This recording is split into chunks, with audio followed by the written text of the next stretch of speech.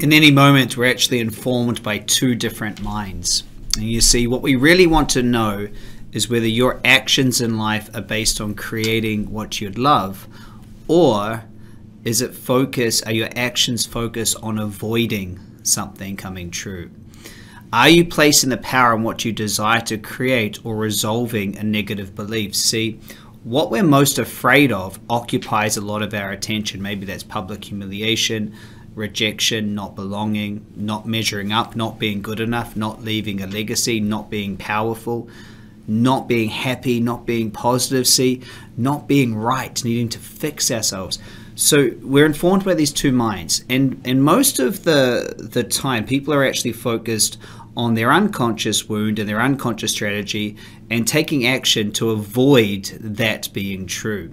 See, resistance is actually created by you.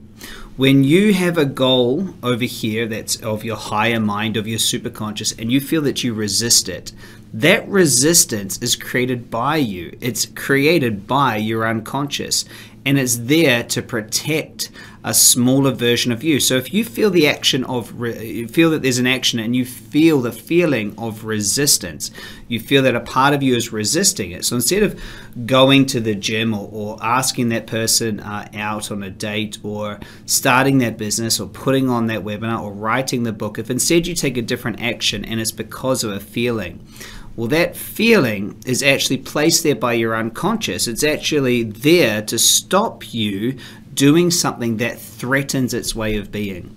You see, our unconscious mind is controlling what's available for us, and most of us are focused on that. Most of us are focused on avoiding something coming true, so avoiding something bad happening, avoiding it being different. In life, we have these two minds that are informing our decisions, and we always take the most positive feeling. We always. Now you might think it's not the most positive feeling, but frustration or self-sabotage, this is actually the most positive feeling in that moment. I know that sounds a bit ridiculous, but it actually is. See, feeling frustrated is a better feeling than hopeless. Feeling frustrated is a better feeling than risking failure. And so whenever you're interacting with yourself or others, realize that as we're navigating through life, we're informed by these two minds, and we have a navigation system of what action should we take, and that action is based on which mind we're focusing on. And so this system works by noticing what is the best available feeling and then moving towards that. No exceptions ever. If there is a feeling of doing nothing, sometimes doing nothing is the best feeling, you know, that's what it is. And as a consequence of this, many people get frustrated with themselves instead of realizing that, you know, you can update this, you can change it. There's no exceptions ever to this rule that you can update it. See, there's an interesting idea that we all have free will.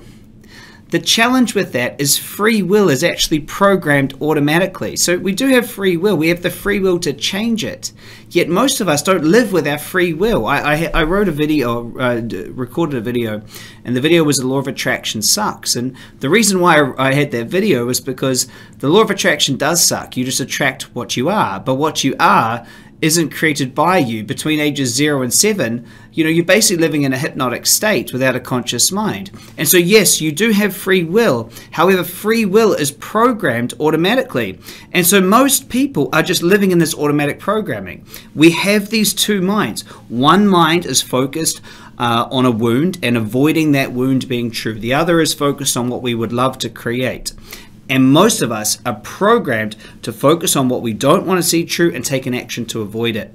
We're living out that automatic programming. Most of us, day in, day out, just keep on staying in that program.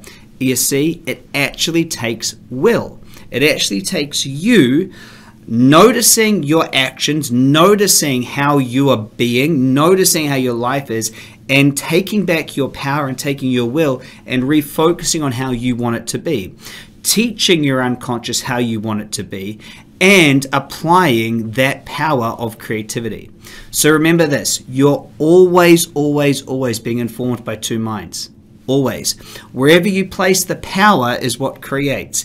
Any resistance is just one aspect of your mind trying to stay and keep it the same without trying to create change. There's nothing wrong with this system.